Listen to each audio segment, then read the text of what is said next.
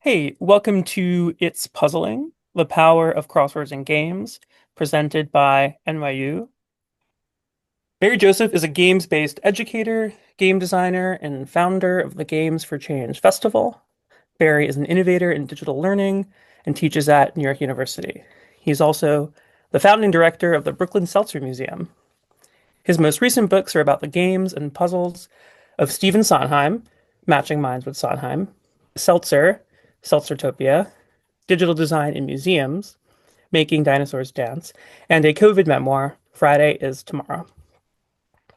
Juliana Pache is the creator of Black Crossword, a daily mini puzzle that places emphasis on Black culture from across the diaspora. Before launching Black Crossword in January 2023, she worked as a media professional leading social strategy at brands such as Le Fader and Rolling Stone. She lives in Brooklyn, New York. My name is Natan Last. I'm a policy researcher and a writer. My research, poems, and essays appear in The New Yorker, The New York Times, Narrative, and elsewhere. I write bi-monthly crosswords for The New Yorker, and my book on the cultural history of crosswords across the universe is out from Pantheon this November. Welcome, Barry and Juliana. It's great to talk to y'all. Yeah, thanks for having us. Thank you, Natan. Great to be here with you and Juliana. Yeah, I think this will be fun. So my first question is about audience. We're in a moment where millions of people are solving word puzzles every day.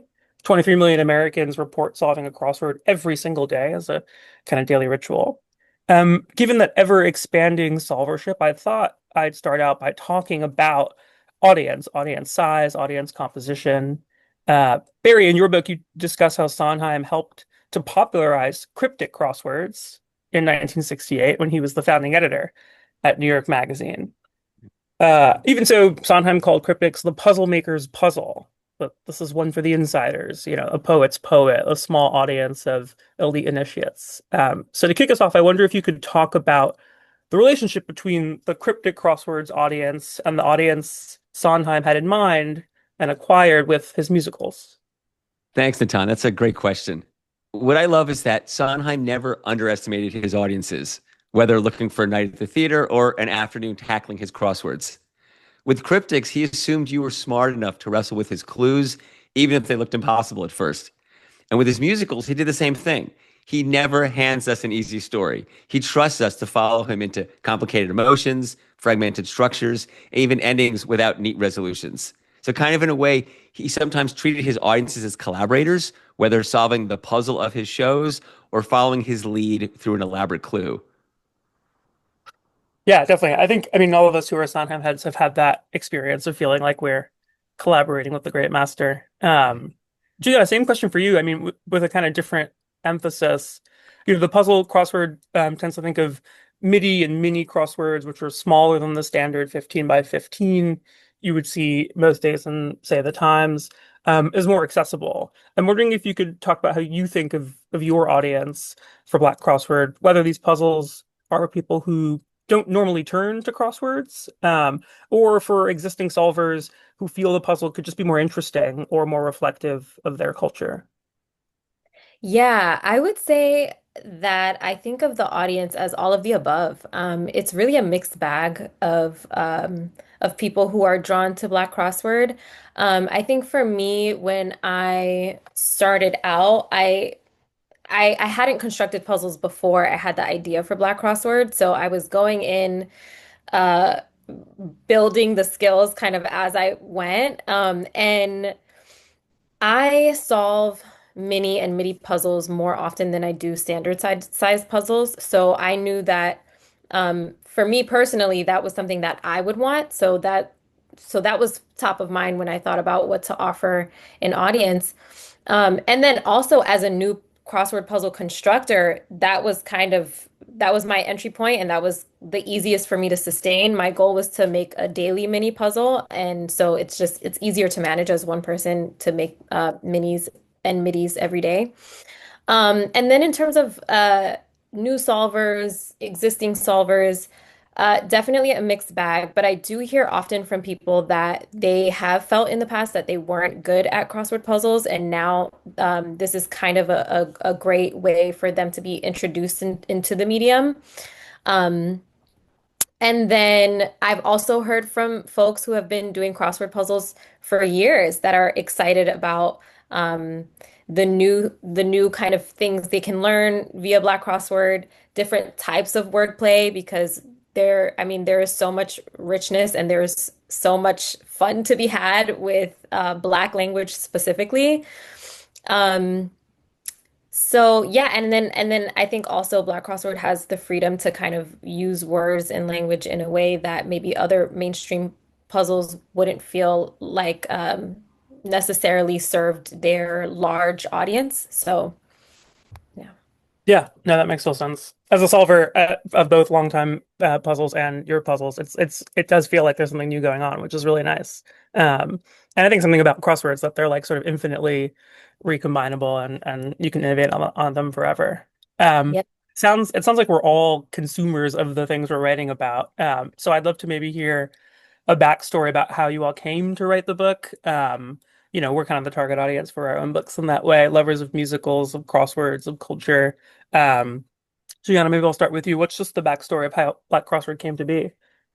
Yeah, so I had the idea for Black Crossword started as a website, and then the books kind of followed, but I had that idea in October 2022. I love the New York Times Mini. I was solving it every morning, and then Spelling Bee and Wordle and all of the games.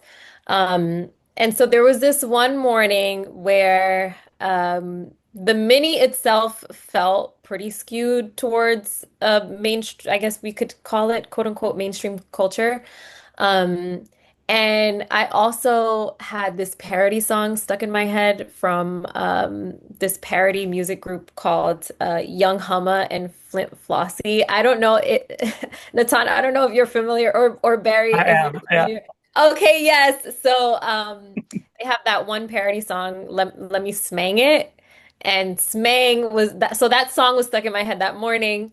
I was kind of reminiscing on that era of internet memes. But the word smang is 5 letters, and I thought, wow, that would be so funny if that was in a crossword puzzle. And then I was like, well, I wonder if there is a regular digital crossword puzzle available that caters to Black culture.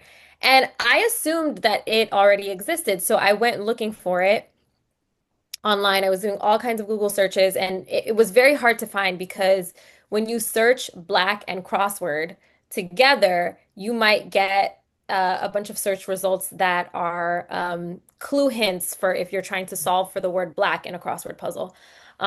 So I couldn't find anything. And then I realized that the domain for blackcrossword.com was available. And so I jumped on that. Um, and again, I hadn't made a crossword puzzle before. I was like, how hard can it be? It was much harder than I expected, but much easier for me now. So then I launched in January 2023, and folks were really excited about it. And from there, I had a book publisher that reached out to me. And I was like, well, I guess I should get an agent. So I got an agent. And then in the summer, I got a deal with Amistad HarperCollins for 2 puzzle books. So that's how the books came to be. Amazing. Yeah, it all started with Smang, which makes sense. I think we all have origin stories like that. I love Uh, that. Thank you, Juliana. yeah, same Yeah. for you, Bear. I'm curious. I mean, have you always been a Sondheim head? Are you a musical theater person? Have you tried your hand at this? I'm curious how all this came to be. I love exploring this aspect of the creation of our books, but I actually don't see myself as the audience for my book. I see my book and my related podcast and my public talks more of as a platform that I've created to weave the stories I want to tell in the world, the values I want to promote, and building an audience that resonates with those values.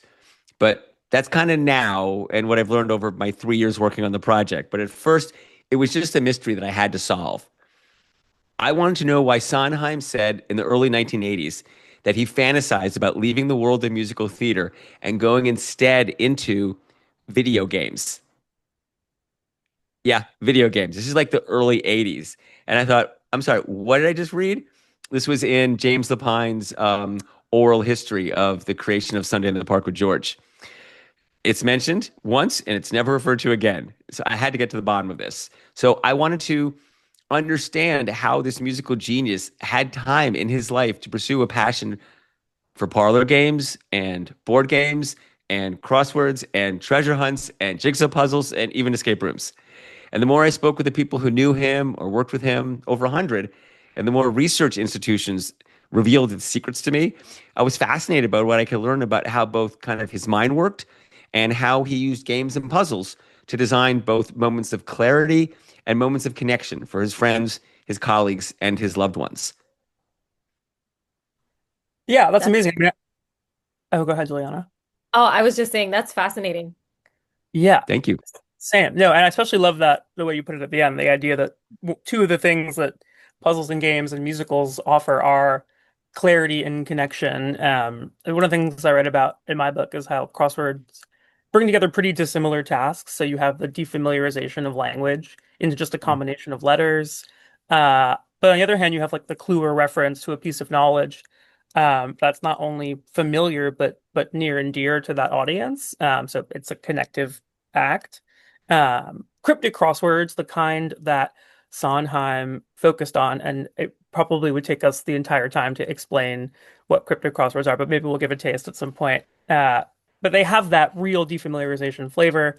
Barry, in your book, you quote Sondheim as saying, it's a curious and perverted ability to be able to see a word as a collection of letters instead of having a meaning or a sound. An American style crosswords, the kind that Juliana and I write, um, especially in the hands of someone like you, Juliana, they're curatorial, right? I love your use of the "if you know, you know" meme as a kind of slogan for Black Crossword because it's about this familiarity and the clarity that connects a community. So I'm curious about these two aspects of crosswords, the pun that defamiliarizes and the illusion that connects the familiar, how those work together for you and I guess Barry for your subject too, for Sondheim. So Barry, I'll start with you. Natan, I love that quote from Sondheim that you referenced. He often used it to explain an experience that he once had when he was younger. I think probably in his 20s. He's walking through the streets of New York City. Maybe it's the 1950s. Maybe it's a little bit earlier. And he's walking past a movie theater that's advertising a film playing in Cinerama. And then he immediately recognized, oh, those are the letters in American. It was instant. He wasn't trying to figure it out. It just immediately came to him. He saw one word, Cinerama, and his mind immediately recognized, as you described, what's that phrase you used? The Yeah, defamiliarization of yeah, language, right? exactly. That actually was just a collection of letters that can be recombined into a different word with a different meaning, American. Another friend of his told me once, you couldn't walk down the street with Steve without him seeing a sign, scrambling the words, and coming up with another word. He said it was almost like a curse. Words and numbers were always moving through his beautiful brain. So, of course, if that's how your brain worked, again, as you said, the defamiliarization of language into a combination of letters, of course, this is going to be totally up Stephen Sondheim's alley. Me, that's not how my mind works. But it's no wonder Sondheim was a master of both lyric writing and cryptic crosswords.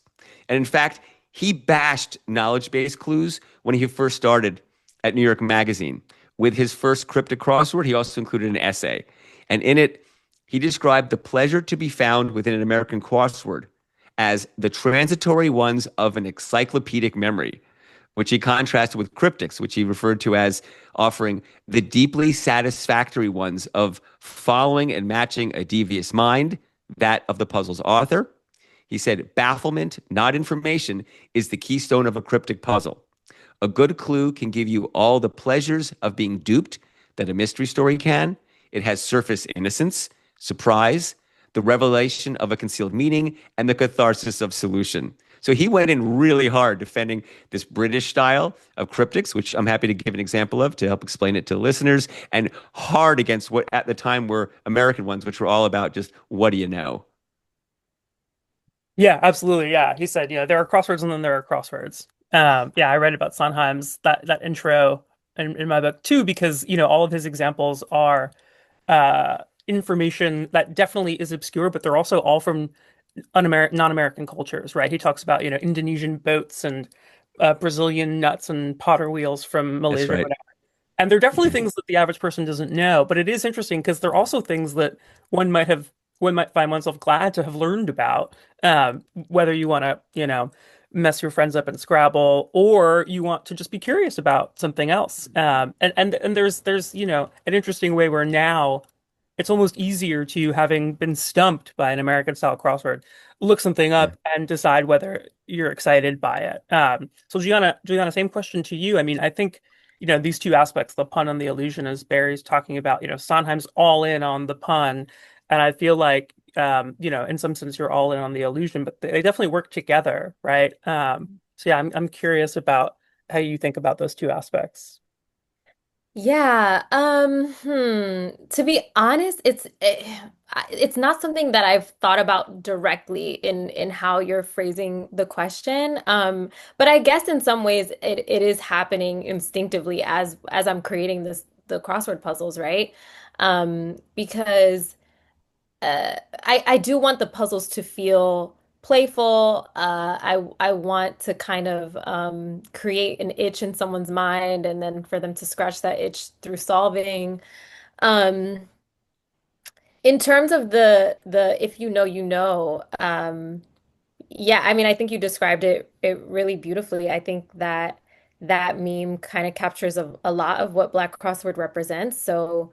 Um, it kind of captures the feeling of, okay, this is for us. If you know, you might be in some ways tapped into this community, but at the same time, it's not really about exclusivity. It's more so about a cultural understanding. And I think it's a playful way to say this is kind of our pool of common knowledge. And then at the same time, it really isn't just common knowledge or Black common knowledge. I'm also pulling on information from across the diaspora that's pretty niche.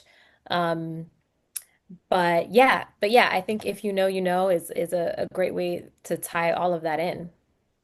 Yeah, no, definitely. I mean, it reminds me a bit of, maybe the unity of this is, there's a guy, Zach Sherwin, who I think our listeners would really dig, who makes this thing called the Crossword Show, that combines so many of these different aspects. He has a crossword writer create a puzzle, and then he has two solvers who are comedians live solve the puzzle, but also commentate on the puzzle. So the puzzle lives on after its solution, and just doing bits and riffs based on what the puzzle is doing.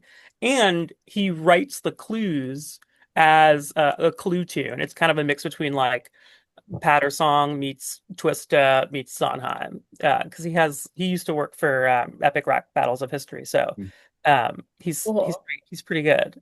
So yeah, I mean, I just think that, like, both of these uh, ways of being with language, can come together, and like both of you are saying, reinforce each other, and like you're saying, Juliana, come out unconsciously in Hmm. the crossword form. Yeah, You've and both oh, sorry. Oh no, sorry, go ahead. you both mentioned a meme that I'm not familiar with. I'm wondering if you can explain it, Juliana.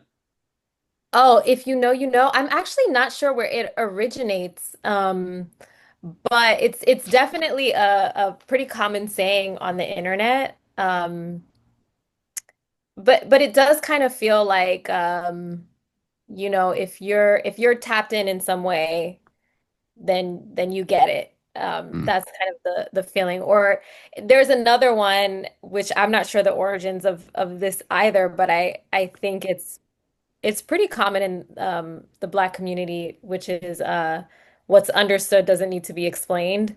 hmm. Um, yeah, that feels like it's in the same category. But so this kind of ties into how I play around with language in Black Crossword. So for example, the word edges uh, might be clued a certain way in a mainstream crossword puzzle, but in Black Crossword, it might be clued referring to the small hairs at the front of one's scalp. We also call those baby hairs. Mm, So for that clue, I might say, you lay these with a toothbrush, which that's another cultural reference, is some folks use a toothbrush because it's a small enough brush that it's perfect kind of to brush down those small hairs at your scalp. Another one is cap, which could be baseball cap, but also cap is slang for a lie.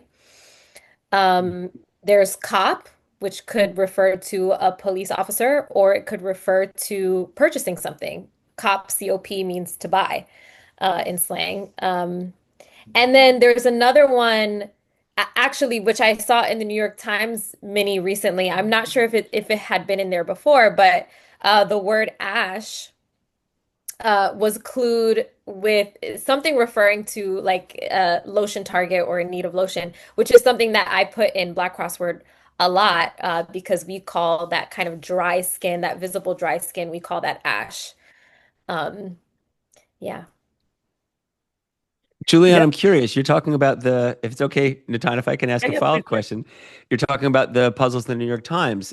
Many of those puzzles have their own discussion boards. And I'm curious if you read the discussion boards and what you think about the complaints that people sometimes have who are from different communities, different cultures, who don't feel like the answers are fair because they feel like they're somewhat exclusionary.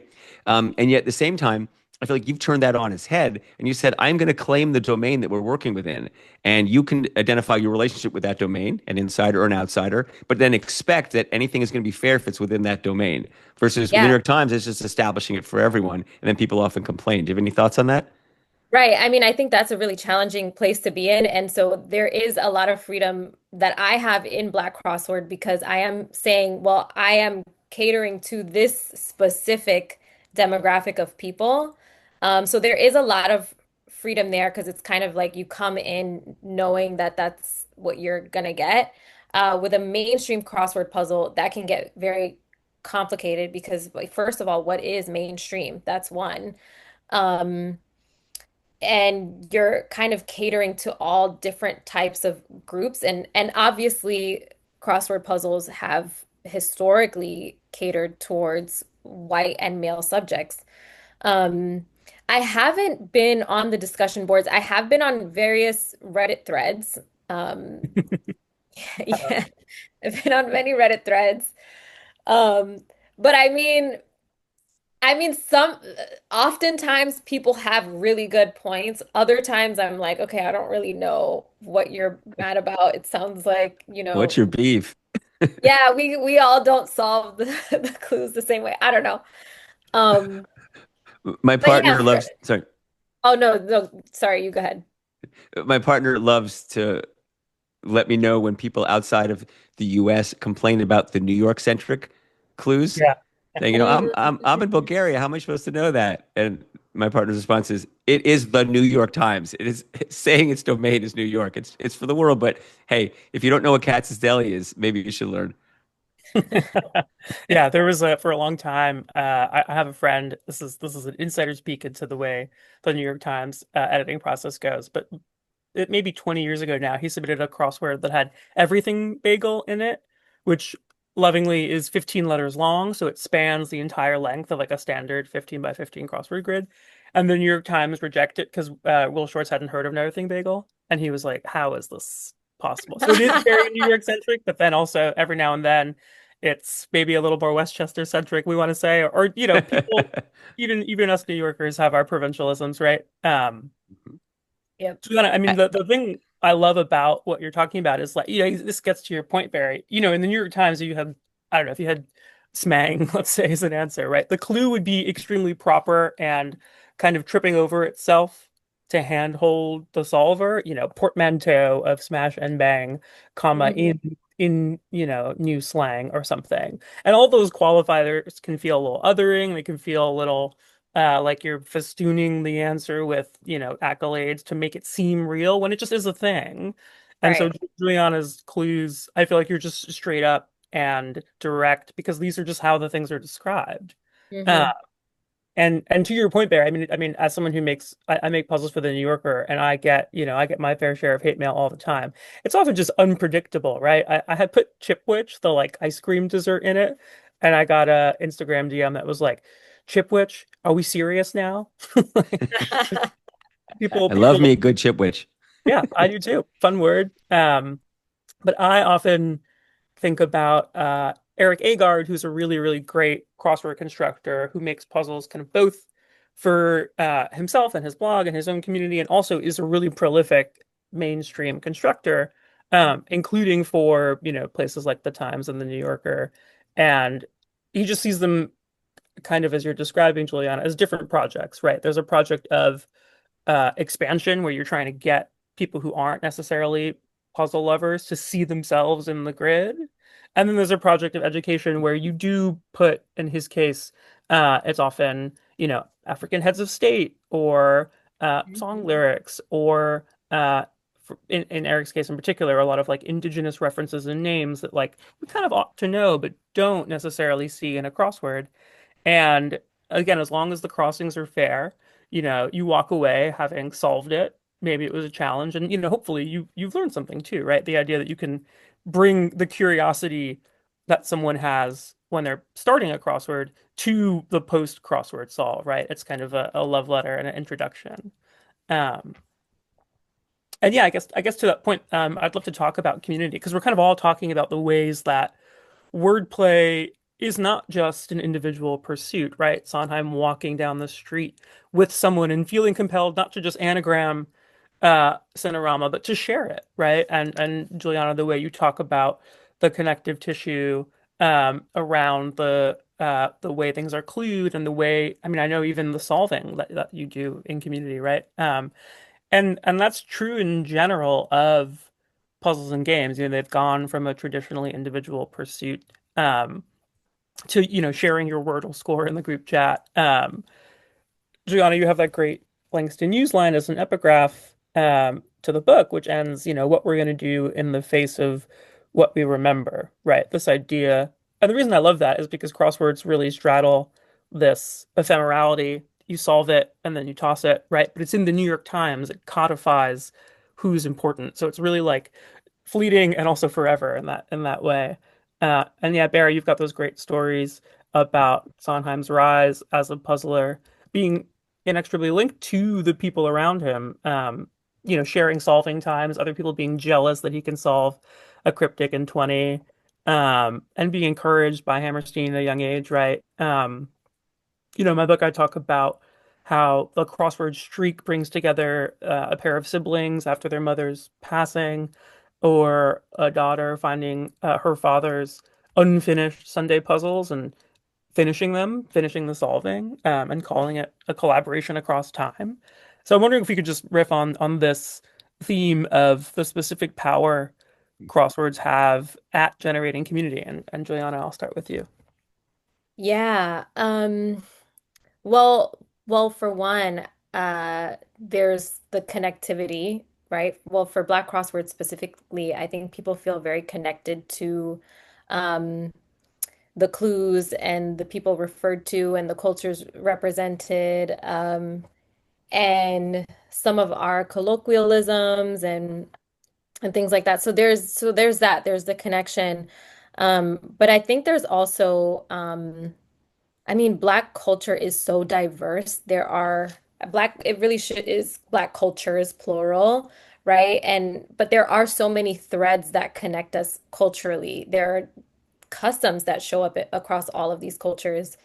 So I do feel like crossword puzzles are a beautiful medium and feel kind of like a beautiful metaphor for connecting all of these different cultures.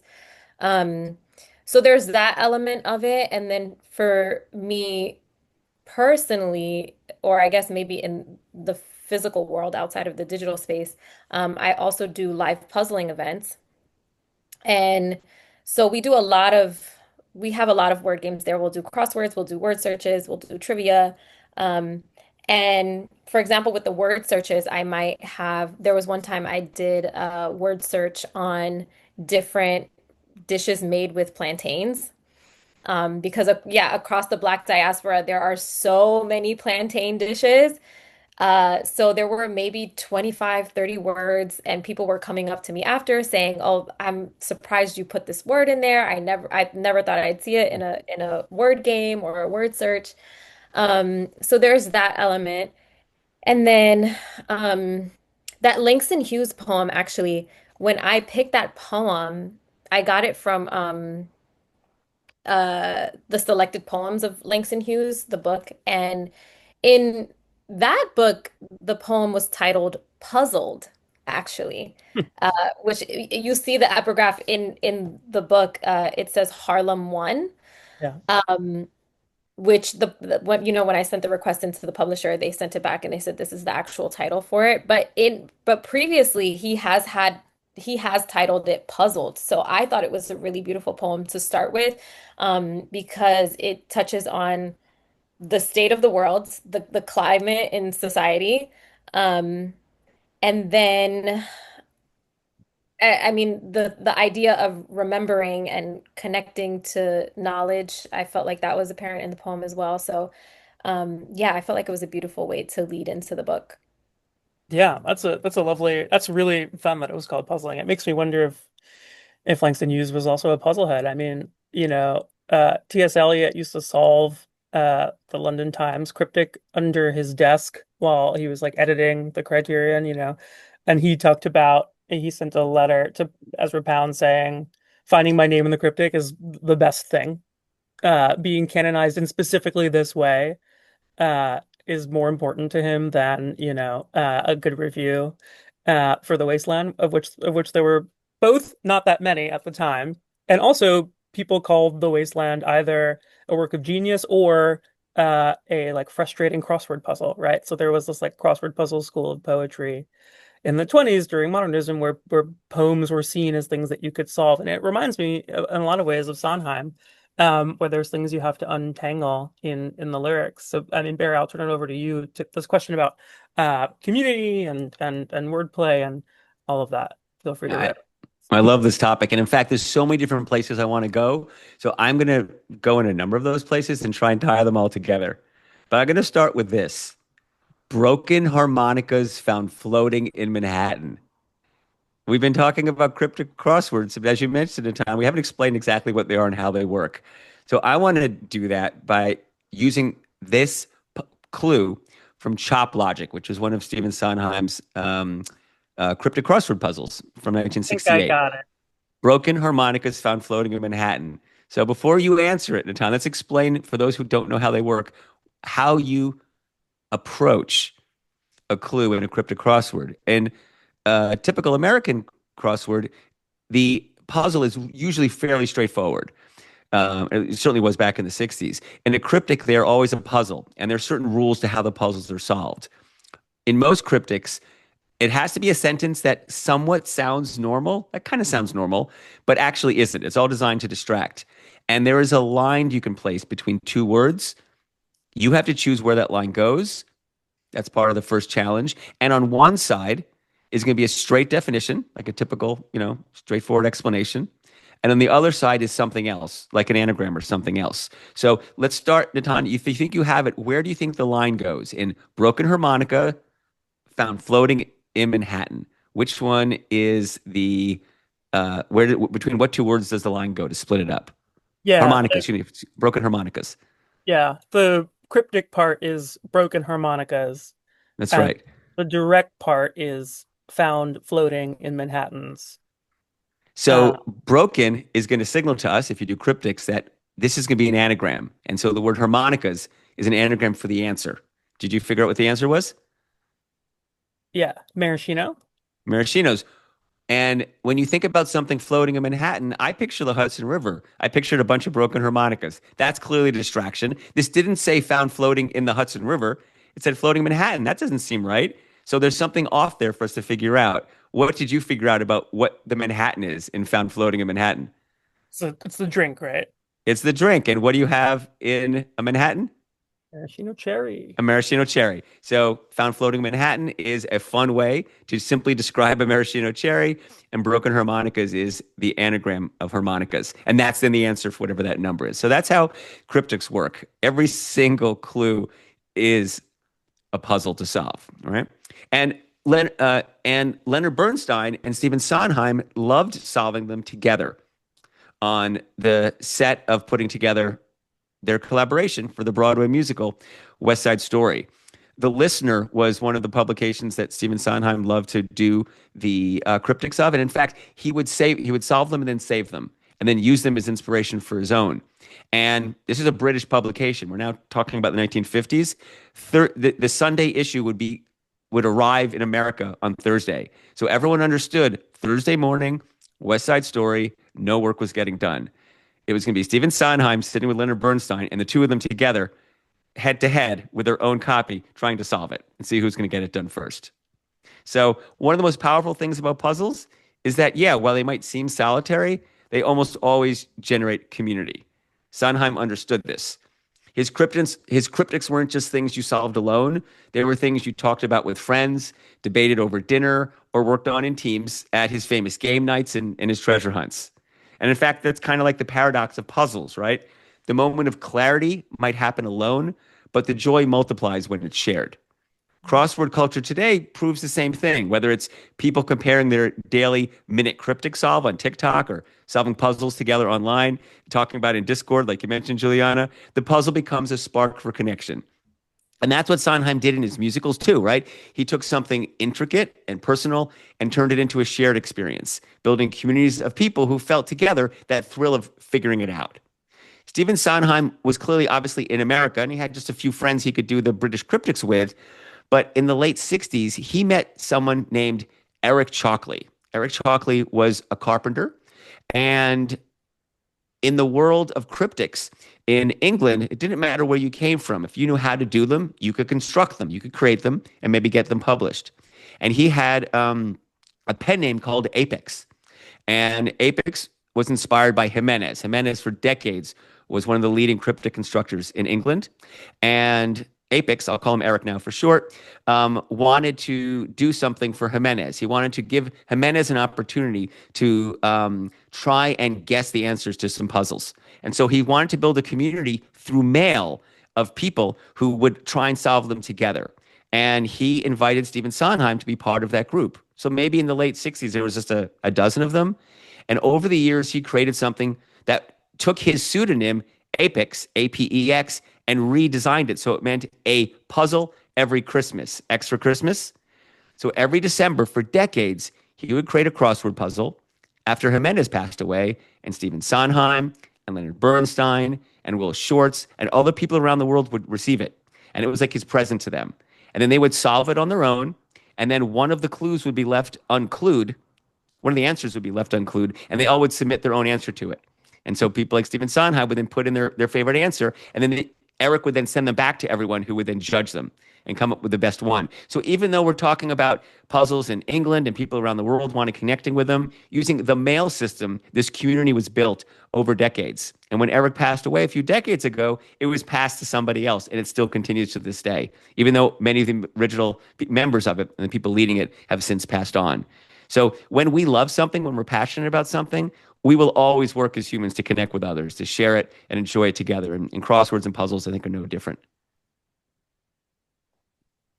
Yeah, I mean that's really beautiful. I mean it reminds me just like how much the changes in technology are just changes in the way that we share these things, whether you're mailing something or sending the group chat your Wordle score. I mean, it also reminds me how fun it is, to your point, Juliana, to solve in person together. It's a thing that happens all too rarely. But it's just so fun to get around a table and see that, our own knowledge is kind of fragmented and together we can figure stuff out. Or when you're solving a cryptic, different people will uncover different aspects of the clue. Um, yeah, that's great. Yeah, I agree. It is really beautiful. And Barry, that was gorgeous. I'm really touched by that. I didn't know that existed, but that's really great that it's lasted so long. Um, Something that I really love hearing people say when they talk about solving Black Crossword is that they are maybe solving it with a partner or a sibling. So for example, I have a friend who her background is she's of Trinidadian descent, and her partner is, I believe, Puerto Rican and Dominican, or I think he's both. Um, and so they'll solve the puzzles together, and they'll kind of lean on each other for different cultural references. So I love that kind of connectivity when it comes to Black Crosswords specifically. For my book, I had the privilege of getting to see not just Stephen Sondheim's crossword puzzles, which were published in the early 80s and people have sent copies around, but accessing things that were for small private events, parties at his home or someone else's home for a special occasion event, something he might create for a cast of a show, and seeing from people who were there what they had. And then taking those puzzles, which never had answers, I always just had the puzzles, and seeing if I could solve them. So I always often turned to my family members, one of my kids, my sister, and it was really fun for me and such a delight to get to be with them and see which puzzles connected with how their mind worked. Mhm. My sister specifically was like, I hate puzzles. I love doing escape rooms. She never wants to go to escape rooms with me. But she's like, hey, I'll take a look. And there was one I was totally stuck on, and she got it right away. And it was just wonderful to see how there's different puzzles speak to different people in different ways, and getting to do that together and get to see these different sides of each other through the puzzles that we were doing together. It was just such a delight and a privilege. I agree. Yeah, it's really wonderful. The daughter of psychoanalyst Deborah Sosin, who I talk about in my book, who found her father's uncompleted Sunday puzzles in this portfolio and starts it's after he's passed and she's trying to fill in the rest of the grid. I mean, there's two big feelings she experiences. One is seeing how he would always get the Greek mythology ones because he was a classicist, and just seeing that he laid this foundation and that was his knowledge base that she could never get. But she was a writer and a psychoanalyst, so all of the sciencey clues and the poets she would always be able to fill in. But then that weird frisson of seeing that he got something wrong and he's gone, and writing over his letters in a way that you got to be gentle with it. It can be very powerful to work together across generations, alive and dead, right? On these puzzles, they're not just one day affairs. That's really wonderful. And I think, I mean, maybe to close, we can all talk about our own, talking about puzzles and the politics of it and the power of a larger community. But it, of course, starts with our own immediate community. And Barry, it's great. It's always great to hear about how puzzles, carom into different parts of one's family and who accepts it and who doesn't. Um, so maybe we close talking about that. I mean, my mother, who's a Moroccan immigrant, doesn't speak English super, super well, but has like a very uh like boisterous sense of rhythm. And I feel like the way that she tells jokes and the way that she tells stories, often the exact language isn't there, but the structure of a joke is there, or the structure of a story is there. And I feel like she taught me a lot of things about language's abstract, skeleton that are really wonderful and have less to do with specific words and more to do with rhythm. And yeah, she does not like solving my puzzles, but my dad does. My dad is from Brooklyn, and I think for him it's the if you know you know thing. He's got like a real like he loves seeing the jazz musicians and the political leaders that tend to crop up in my puzzles, and I think he's gotten to know me better by solving my puzzles in a way. Mm. Maybe we can close with that kind of personal note. Juliana? Yeah, sure. So I actually, while you were speaking, and you mentioned jazz. I was thinking about something that I just read about James Baldwin. I'm reading the new biography, Baldwin, A Love Story. And at one point, I don't remember which book had just come out, but he was facing all this criticism, and there were mixed reviews on one of his works. And um, he was someone was critiquing his use of language, and he was essentially paraphrasing here. He was essentially saying, don't compare me to everyone else. My inspiration I take a lot of inspiration in my writing from jazz musicians.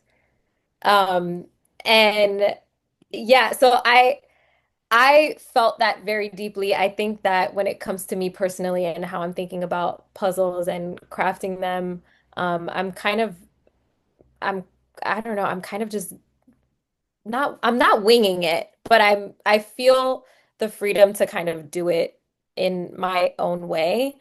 And then I think play in general for me and how it's incorporated into my life is I I just really love the playfulness of it. I love the potential to learn that crosswords specifically bring in a kind of lighthearted, low stakes format. Um, I'm not sure that that answers the question, but those were my thoughts. And for me, what comes to mind is actually what I usually do at the end of my podcast. I usually do this. Remember, someone is on your side when matching minds with Sondheim. And what I'm doing there is trying to hit three notes. One, when you're doing someone's puzzle, you get to know them. You get to know how they think, and you get to be with them because you are trying to understand who they were when they were creating the thing that you're experiencing. Second, Stephen Sondheim, when he created his puzzles, wasn't trying to make you think how great he was and how smart he was. He wanted you to feel smart about yourself. He has your back. Someone is on your side is a lyric from a song in Into the Woods. And it's emphasizing this idea that when you're doing a Sondheim puzzle, he is with you and he is encouraging you every step of the way. He's mentoring you. And finally, when you do his puzzles, it's similar to seeing one of his shows. Many people love his theater because they feel seen being part of his audience in a way they don't feel in other venues. And I think you can feel that same way as well when you're doing his puzzles. You feel like he sees you, he's recognizing you, and he's rooting you on. Yeah, that's amazing. That's I think that's a great note to end on. Feeling seen and feeling like someone's on your side. So thank you so much. I mean, this has been It's Puzzling, the Power of Crosswords and Games, presented by NYU. It's been my great honor to talk to Barry Joseph, author of Matching Minds with Sondheim, The Puzzles and Games of the Broadway Legend, and Juliana Pache, author and creator of Black Crossword, 100 MIDI puzzles connecting the African diaspora. I'm Natan Last. My book, Across the Universe, The Past, Present, and Future of the Crossword Puzzle, comes out this November. Thank you all so much. Thanks, Juliana and Barry.